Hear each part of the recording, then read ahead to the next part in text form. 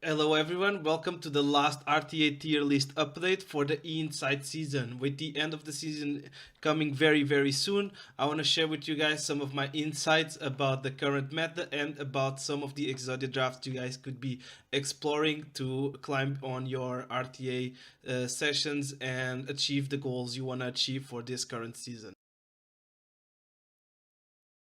Alright, let's jump right into it. So I think right now there's two big problematic units. Being Abyssal Euphini and Lua, I feel like these are the two units that basically define playstyles and what you can do, you can't do. I feel like we're lacking some Euphini answers, obviously always lacking some Lua answers. So I feel like these two are for sure the current best units in the game, and for sure the two best first picks right now. I feel like we need again. I feel like we're lacking a direct Euphine counter nowadays. Kind of hard to deal with her.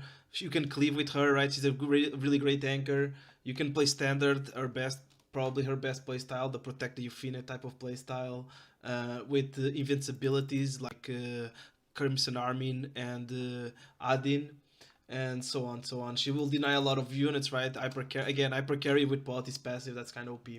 Lua, we all know, right? Monk. I think this is another kind of problematic unit in the current RTA meta. Death Dealer Ray, his buffs were really good, right? Non-contact strips are always OP. Very good at dealing with guiding light units such as Brizaria, right? Because he, again, non-contact strip.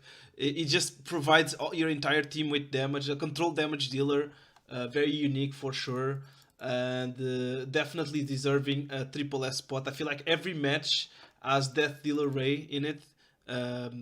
Either even cleavers, imagine they're like on their first three picks they're cleaving you, you're like picking anti-cleave, and then all of a sudden on their last two picks they pivot off of the cleave into control with units like Death Deal Ray, Fairy Tilt, and every, right? So very versatile unit, answers a lot of the units in the game. And even with if you have high F-res units, right, he eventually gets the effectiveness buff and he's able to control you. And again, he's a damage dealer and makes your team, all your entire team, damage dealers. So I feel like slightly outshined by these two, right? These two are just slightly outshined by these two, but they're insane the current meta. Our Ocarina, I mean, I don't think there's much changing on the triple S tier. I do want to do a small change. I feel like Adin deserves to be on a double S tier spot. I feel like with the Death Dealer rate changes and the Euphine, Protect the Euphine comps, I feel like Adin doesn't deserve to be triple S tier anymore, even though I still hate this unit and I personally like to pre-ban her. I'm gonna demote her to double S tier. Conqueror, I promoted her from last tier list to triple S tier. I mean, I'm always on the fence with this unit whether she should belong on triple S or double S. But I guess she can still punish people that are unprepared to deal with her very well. But I feel like there's a lot of Conqueror answers. Also depends on the pre-bans, right? Because if you pre-ban, let's say, Zeo Bunnydom, Conqueror's value goes up a lot, right? You're taking away two of her hard counters that don't rely on speed. So I'm gonna maintain her on triple S simply because of that. You can play on pre-bans and make her work better. But I feel like there's a lot of answers to this unit nowadays, but she can do, like, Vigor buff is OP, right? Like attack down into Vigor buff, that's still OP. Okay, this I think on the triple S tier, all units are pretty much self-explanatory, right? Ran is still here because he's the best cleave unit. Soul burn, defense break, strip on the fastest unit, not balanced. But it's a heavy RNG unit, right? It's like a 60%, 65% top win rate type of unit. But it's still the best cleave unit, and when you face cleave, most of the time you just post ban Ran. Like, I wanna dare say like 90% of games where they Ran cleaving you, you're post banning Ran. So definitely triple S material. Okay, Landy.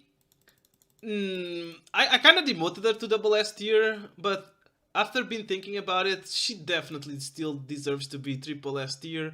Smilegate's been doing a lot of answers to ML Andy lately, right? For example, the buff of ML Bellona makes her, she completely destroys Landy. The buff of ML Ken, very good versus Landy, etc. Even though they've been doing a lot of units to answer ML Landy, which I do think it's been working. I do feel like she's no longer like the big monster she was like 1-2 months ago, but she's still insane, right? She still provides that anti-crit, that RNG, that potential RNG high roll that will kill almost any comp. So definitely, I feel like she still deserves to be triple S tier. If you want to cleave, you kind of have to ban or pick her. If you want to play aggro, you kind of have to ban or pick her. So I'm definitely maintaining her on the triple S tier. But I do think she's not as good as she was a couple of months ago. Again, just the fact that she's on the field providing the anti-crit to your team turn 1 makes her valuable, right? She provides something just as the battle starts, then she can high roll, right, etc, etc, etc, we all know Landy. So I'm gonna maintain her triple S tier for sure. Shadow Knight Pillies on Rocket Punch, right? This unit's insane. Another hard answer to Navy Captain Landy. Very good. She answers Navy Captain Landy, Adin, ML Can, right? She's really bad though versus Yufine. I mean, not really bad, but she's kind of bad into Yufine and Death Dealer Ray. But she is insane versus Navy Captain Landy, Adin, ML Can, right? Even decent versus Bellona because of the 30% mitigation she provides for counterattacks, extra attacks, etc. Very, very, very solid unit. One big flaw about her, she needs Rocket Punch. Without Rocket Punch, this unit goes like B tier, right? Or A tier. But with Rocket Punch, this unit belongs on the double S tier for sure. A new addition to the double S tier is Crimson Armin. Again, one of the Exodia drafts that I'll mention soon involves Crimson Armin and Yufine, and also with Death Dealer Ray being like one of the best strippers right now. I feel like ROL value went down a tiny bit. She's still the best mitigation in the game though, but like her mitigation relies on a buff, and Death Dealer Ray can strip that, Lu can strip that, Monk can strip that, Bruiser can land in buffable and strip that. So there's a lot of strippers. So I feel like we all moved a lot into Crimson Armin as our main mitigation over ROL, and also because she synergizes very, very well with the Bisolifine. So I'm thinking, honestly, I feel like this unit kind of deserves triple S tier. If not triple S tier, she's for sure highest double S tier. Right now in the current meta, honestly, I'm gonna put her triple S tier. Like, I feel like every match has Crimson Armin and Yufine, and I feel like she's the main choice for mitigation nowadays. And you want her on protection set for sure, so she can also provide utility versus Lua drafts. So I'm gonna promote her to triple S actually, instead of the top of the double S. I think these units are pretty much the same, no need to say anything about them. Another honorable mention to Bellona. Her buff was really, really, really good. Makes her really, really strong and very effective versus Captain Landy, Yufine. Right? I feel like she's like the best bruiser, the best non-HP scaling bruiser in the game. I mean, obviously Yufine is probably the best bruiser. She's the second best, right? Let's be honest. But on fair fights, let's say on fair fights, we're playing standard, right? There's no one trying to one-shot your unit. On a fair fight, I can safely say she's the best bruiser in the game. Shu, Urban Shadow Shu, very, very good. The best injury unit in the game. The best and probably the only playable HP scaling in the game right now.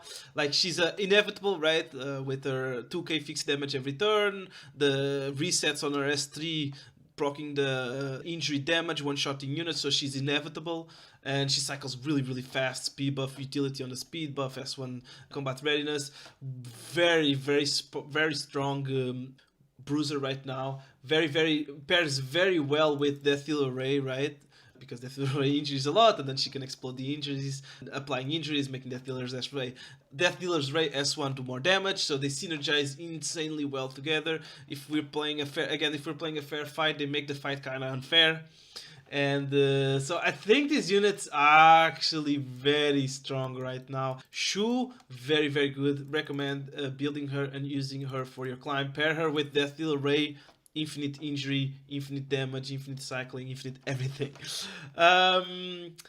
Another addition to my double S tier, surprising, is Silver Tide Chrissy, the Chrissy specialty change. Honestly though, she's only double S tier because of the cheese potential that she has, right? She pairs the best, not with, for example, let's say I want to pair her with the bruiser in the backline that has no FRS. I don't think that's the best pairing to do with her. It's okay though, it's effective, but most of the time you end up on a 50-50 whether they land a debuff on your backline unit or not, right? For example, let's say your Christie has 300 FRS, which means she'll provide 150 FRS to the backline. Let's say your backline has 0 FRS, right? Let's, for example, say Bellona. So your Bellona has 150 FRS, and we're pitting her against Conqueror. Most Conquerors are around minimum 100 F, right? So on that matchup, it would be a 50-50. Lua, same thing. Lua's are 150 to 200 F, so they'll just land on you, right? So the best pairing with her is to make some cheese comps with already have FRS, right? For example, let's say pairing her with Luluka makes your Lulukas have usually around 200 FRS plus 150 from the Christie. Now they have 350 FRS. For sure, Death Dealer Rays are not landing on her, right? For sure, Luas and Monks are not landing on them unless they Soulburn, right? Because they have even more FRS Soulburn. But you get the point, right? Because you can cheese out very well with her. Some interesting comps. For example, the other day I fought a Bastion of Hope Death Dealer Ray, and he paired with Christie. I was like, I'm not banning those two. I'm just gonna Silver Blade Araminta control them. You know what happened? It was Bastion of Hope Death Dealer Ray behind the Christie. My Araminta did stun the Christie, but I couldn't land on Death Dealer Ray, and eventually I lost. So yeah, she also provides attack buff, mitigation, right? I really like her on Bastion of Perlucia to be effective versus to provide even more mitigation, right? Because Christie kind of hard to have high HP, so with the barrier she helps her out surviving, and your backline, and you can choose immunity and barrier into Luas, etc.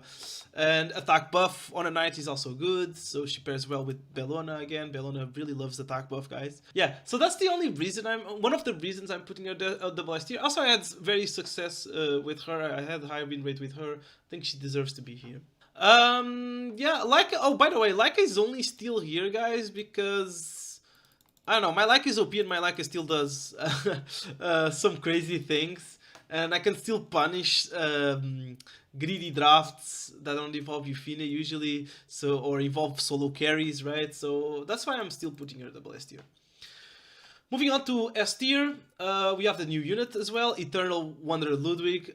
Honestly, I gave him high S tier, but I'm pretty sure this unit belongs in double S tier. He's the perfect bridge. Mage provides book, right? He's a mage and synergizes with Soulburns. So I feel like he's the perfect bridge. I feel like this unit is used a lot by aggro players. It's like a staple for aggros and cleaves. So this unit is pretty sure deserving of the double S tier. Problem is he's kind of weak to... He's kind of weak to full on tanking up, right, with Karina, with ROL, with Crimson Army. He's very weak to that, but other than that, I feel like that's his main weakness, right? And obviously the RNG units, but nothing can do about that.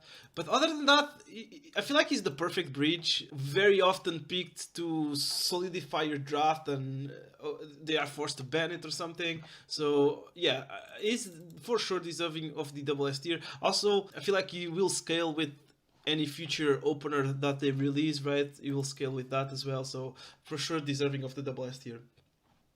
Rimuru? Dude, Rimuru, I almost want to put him double S tier, but I think he's S tier. But like, Rimuru is pretty good right now. Finally, there was a time when he came out, he was a monster. Then for like a year, he has been kind of out of sight, mainly because of Ravi, right? Ravi was so much meta, and Rimuru likes to one-shot the unit, and then he's useless for a while, and Ravi just one-shots him back and bring that unit back. So I feel like that's one of the main reasons Rimuru was not so good. But right now, I feel like Rimuru is pretty decent, very good into Gala drafts, obviously. You can, there's so many ways to build him, so you're always not sure what type of build you're facing, right? You can build him Uberius Tooth, high attack, some bulk, Rimuru, one of my favorites, very good. I think that's my favorite build actually right now. Very good versus Ebelcan and Candy especially. You can build him like super tanky, half res, just to be annoying with your his S2s and Soulburn S3s. Like, you can build him full damage. Like, I feel like there's so many ways to build. You can build him protection set to cheese out Lua drafts. So I feel like he's always an incognito. and I feel like he's pretty decent in the current meta. So finally, he's back to the top of the S tier. Another honorable mention on the S tier is Liti. Like I kind of want to put Liti double S tier actually. She's very good versus one of the Exodia drafts that I'm gonna mention soon. She's very good versus she destroys Euphine, she destroys Captain Landy, she destroys Karina, she destroys ML she destroys Bellona. She's like when we're fighting bruiser on bruiser, right? She's like the must ban. She's kind of like a good Dark Harvest, kind of like that type of unit. She's good versus Lionheart, right? So I feel like she's good versus the meta bruisers. She's very weak though to Death Dealer Ray and Urban Shadow Shoe. When I say very weak, it's like astronomically weak. So I feel like I'm gonna put her double S tier actually. I think she's very good in the current meta. That answers most of the bruisers, so I'm gonna promote her to double S tier. On the S tier, there's not much to say here. I guess Arya goes down. This unit's kind of unpickable against these two, right? The Euphine and Landy, the two knights meta shaper, basically, and probably gonna be meta shapers for a long time. I mean, another honorable mention to Fire Lilias, obviously. I think that's pretty much. Oh, Fumir. I put Fumir S tier. This unit was super fun, and this unit was kind of good, actually, not gonna lie. The problem is, she got outclassed by Death Dealer Ray, right? She came out, that Dealer Ray got buffed like a week after, and basically Death Dealer Ray is a better Fumir. But this unit's not bad. This unit punishes really well heavy knights and slow down drafts, right? Obviously, strip into defense break and sleep for 2 turns. Obviously good versus heavy knight drafts. So an honorable mention to this unit. I mean, this unit's borderline A tier. But I kind of like her, so it's gonna be a very biased S tier for me. We also have on the A tier we have Biblis. Even with the buff, I feel like this unit doesn't provide much. Very easy to counter this. She has a lot of hard counters, Rouen, etc. She feeds Euphine, which is a problem. Makes Euphine S3 turn 1, and if Euphine S3 turn 1, and when Euphine S3s you lose, right? Pretty much. So yeah, even with the buff, I don't feel like she's... she might be better in the future though, we'll see. I kind of want to test her more, but right now she's not very good. And yeah, this is just the bulk of the units. I guess I can honorable mention to Benimaru. I can promote Benimaru to A tier for sure. Yeah, but these are the main triple S, double S, S, and the top of A tier are the main units for this season that you want to be focusing on. And now on to the Exodia draft. So I'm gonna show you some comps that you guys can spam to climb and reach your goals for this current season. So let's start with the first Exodia draft. Everyone should be using this draft because this draft has a very high win rate and hard to deal with, has solutions for almost everything. And it starts with pre-ban Knockwall +1, obviously. Knockwall, the biggest punishing for slow drafts, so you have to pre-ban Knockwall. And then +1, usually the +1s are like slow draft punishing type of units, such as Death Dealer Ray, Briar Witch's Area, Lua. So Monk for sure, +1, usually Lua, Death Dealer Ray, or Briar Witch's Area. And then you go to first pick Abyssal Euphine. You first pick Abyssal Euphine. Into on slots 2 and 3, you go Crimson Armin, Destina, right? And now you have your combo where Crimson Armin gives invulnerability and best mitigation to Euphine, and then on Euphine's second turn, so Euphine can press S3 and not die to the ML cans, and that's to the whatever that's gonna happen that they're trying to do to stop or to kill Euphine when the moment she presses S3. The invincibility from Crimson Armin will prevent that, so you then can win. Destina, obviously the best cleanser in the game. So yeah, you go first pick Abyssal Euphine into Crimson Armin plus Destina, and then you flex your last 2 picks, right, depending on what you're facing. Usually, if your opponents are playing a standard down and trying to fight you toe-to-toe fair and square, you go usually Lionheart Sermir plus Angel of Light, Lionheart Sermir plus Death Dealer Ray, Lionheart Sermir plus whatever you need, Lulukar. I say Lionheart's. I'm mentioning Lionheart's army a lot because your opponents to answer your first three picks, the Abyssal Euphine, Crimson Army, plus Destina, will usually involve counter units such as ML Bellona, Martial Artist Ken, Navy Captain Landy, right? So usually Lionheart or Bellona plus another support, and you have a very solid draft that will have a high win rate against most things that are trying to fight fair and square. Yeah, this is the first Exodia draft. This draft is weak though to units such as Letty and Lua, right? Letty, very good versus Destina, Crimson Army, and Euphenia. I think that's self-explanatory with their extinction. So yeah, those are your main weaknesses that you have to be careful with in the draft, which will be other than the pre-bans, right? Lua, Letty, Last Rider Crow, and the Urban Shadow Shoe, Bellona. Those are the main weaknesses for this draft. Alright, so moving on to the Exodia draft number 2. This is Exodia for aggro cleave oriented players, and if you're fast gear, which involves banning Bellion +1. Okay, so you want to be pre-banning Bellion so you can abuse souls, and +1. Your +1 could be annoying units such as Adin, such as Moon Bunny Dominial, probably Moon Bunny Dominial the best one, Abyssal Euphine, Navy Captain Landy, along those lines. And after you ban that, you go for Lua first pick into Nakwol plus Zio. So this way you have your two openers and your book, right? Because both Lua and Nakwol have Soul Burn Ignore and Friends. And you have the Zio to prevent them from doing aggro you back, right? Because Lua and Monk don't have the highest base speed in the game. So you go for the Zio, providing you book and prevents them from aggro on you. And Zio just does a nuke, right? His S3, no matter who it is, will do half HP. And so you go Lua into Nakwol plus Zio, into normally flexing your last two with two more mages, depending on what you need. It could be Leica, it could be the new ML Ludwig. Most of the time it's going to be Ludwig, pretty sure 80% of the time it's Ludwig, Jacko, right?